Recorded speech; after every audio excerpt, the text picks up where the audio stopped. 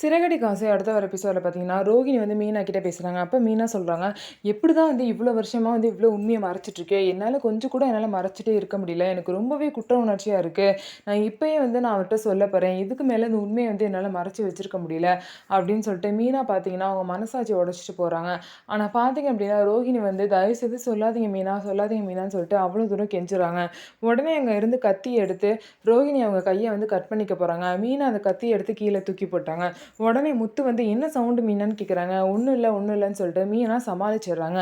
இந்த மாரி ரோகிணி நான் செத்துருவேன், செத்துருவேன்னு சொல்லிட்டு மிரட்டுறனால, மீனா உண்மைய வெளிய சொல்ல முடியாம ரொம்பவே துடிதுடிச்சு போயிருக்காங்க. இப்படி வந்து குடும்பத்துக்கு நம்பளும் சேர்ந்து துரோகம் பண்றோமே அப்படிங்கிற குற்ற உணர்ச்சி அவங்க மனச கொல்லுது. ஸோ மீனா பார்த்தீங்க அப்படின்னா, கடவுளே ஏன் தான் என்கிட்ட போய் இந்த விஷயத்த வந்து கண்ல காமிச்சீங்களோ?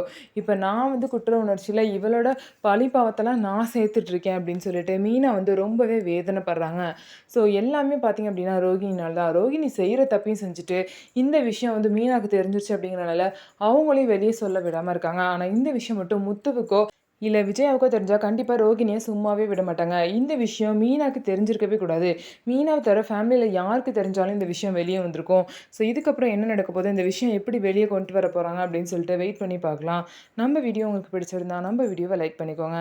மறக்காம நம்மளோட சேனல சப்ஸ்கிரைப் பண்ணிட்டு பாருங்க.